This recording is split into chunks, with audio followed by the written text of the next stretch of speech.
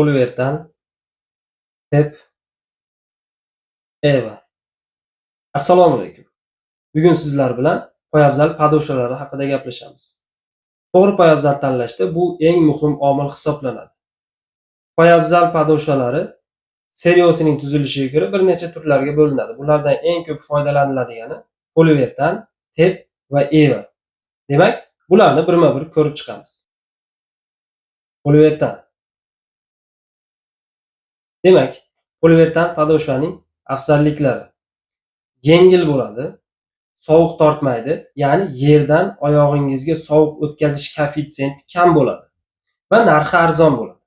Kamchiliklari: issiqda yumshab ketadi, poyabzalni cheti ochilib ketish ehtimoli yuqori bo'ladi va mashinada ko'p yuruvchi insonlar uchun tavsiya qilmayman, chunki pedalni bosganda mana bu joydan bo'linish ehtimoli yuqori bo'ladi.